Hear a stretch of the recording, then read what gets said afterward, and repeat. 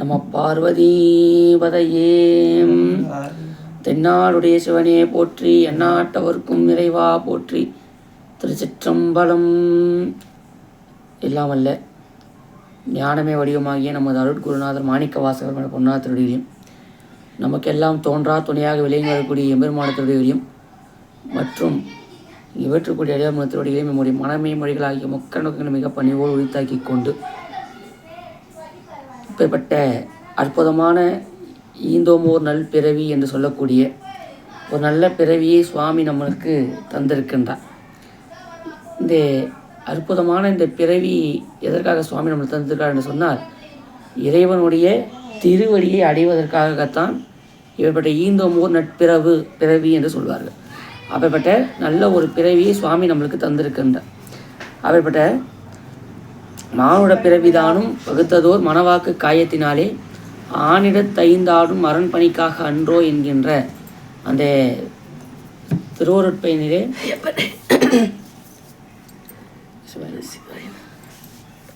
நம்மளுடைய அருணந்தி சிவாச்சாரியார் அப்படி அருளி செய்திருப்பார் சிவன சித்தியாரில்.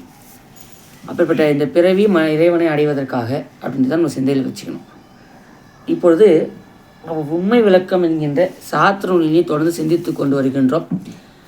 அதிலே நம்ம சென்ற 29 செய்யுளை முடித்திருக்கின்றோம்.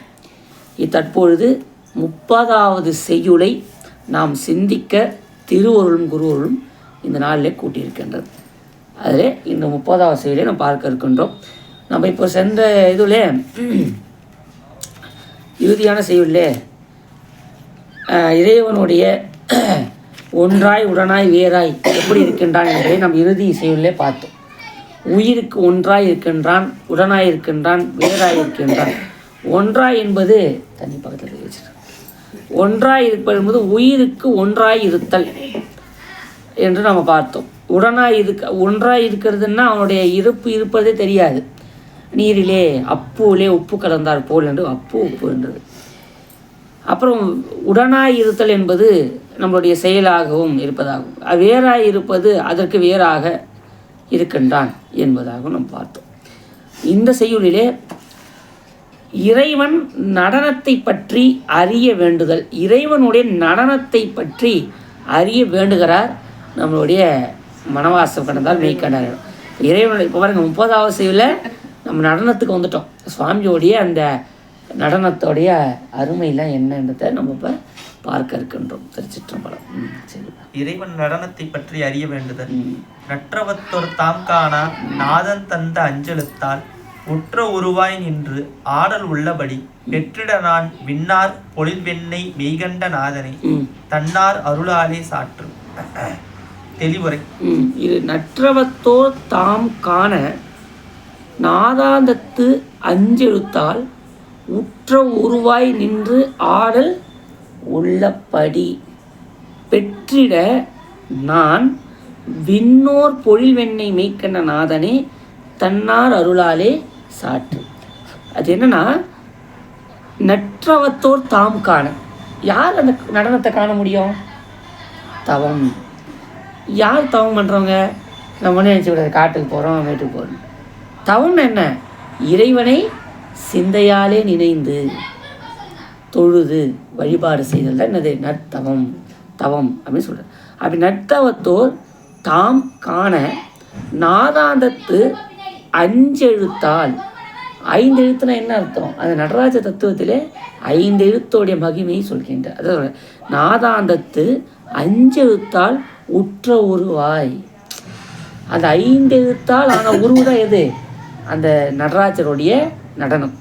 நம்ம சேர்ந்து வச்சுக்கணும். சரிங்களா? நின்று ஆடல் உள்ளபடி பெற்றிட நான் விண்ணோர் பொழில் வெண்ணை மெய்கண்ட நாதனே தன்னார் அருளாலே சாற்று என்று சொல்கின்றார். அப்படிப்பட்ட விண்ணார் பொழில் வெண்ணை மெய்கண்ட நாதனே தன்னார் அருளாலே சாற்று. நமக்கு எனக்கு அதுக்கு விளக்கத்தை அருள் புரிந்து அருள வேண்டும்னு கேட்டுக்கொள்கின்றார். தெளிவுரை. விண்ணை மட்டும் உயர்ந்த சோலைகள் நிறைந்த திருவெண்ணை நல்லூரில் எழுந்தருளியுள்ள மெய்கண்ட சிவாச்சாரிய பெருந்தகையை சரியை கிரியை யோகம் ஆகிய தவத்தை செய்தவர்கள் காணும்படி 36 தத்துவங்களின் முடிவில் திருவைந்து எழுத்தால் திருவுரு கொண்டு சிவபெருமான் ஆற்றும் திருக்கூத்தின் இயல்பை அடியேன் அங்கு உள்ளவாறு காண விரும்புகிறேன். அவ்வரும் பெரும் நடனத்தை கண்டு அடியேன் நன்மை உறும் பொருட்டு கனிவான உமது திருவருளால் அறிவுறுத்துமாறு வணக்கத்துடன் வேண்டிக் கொள்கிறேன். நாதாந்தம்னா 36 தத்துவங்களை கடந்து, நாதம் பிளஸ் அந்தம். நாதம்னா தொடக்கம், அந்தம்னா முடிவு, அதான் நாதாந்தத்தை. சரிங்களா? நம்ம சொன்னல 36 தத்துவத்தில் தொடங்குறது எது? நாதம். நாதத்தில் தொடங்கி இதில் முடியுதுன்னு சொன்னா மண் தத்துவத்தில் முடியுது, அதான் நாதாந்த தத்துவம். நாதத்தில் தொடங்கி மண்ணில் முடியுது, அதான் நாதாந்தம். சரிங்களா? அப்போ நாதாந்தம் நிலம் முதல் நாதம் ஈராகிய 36 தத்துவம்னு பார்த்துக்கணும். சரி, 36 தத்துவங்களில் நீங்கிய எல்லை, அதாவது பரவெளி ஆகும்னு சொல்லியிருக்காரு. வேறு ஒன்றும் கிடையாது. பெரிய புராணத்தில் சிற்பர வியோமம் ஆகும் திருச்சிற்றம்பலம் என்றதும் அக்தி ஆகும். சிற்பர வியோமமாகும் திருச்சிற்றம்பலத்துள் நின்று பொற்புல நலம் செய்கின்ற பூங்கழல் போற்றி போற்றின்றது தான் நம்ம பெரிய புராணத்தோட அந்த அதுதான் நம்மளோட சரி. ஆமாங்களா? அப்போ அதான் பெரிய புராணத்தில் சிற்பர வியோமமாகும் என்று சொல்கின்றோம். இவ்வளோ தான் இந்த இறைவன் நடனத்தை பற்றி சுவாமி குறிப்பிடுவார். சரி, திருச்சிற்றம்பலம் இதுதான் இந்த குரல் சொல்வது. சரிங்களா? சரி, சிவாய நமः.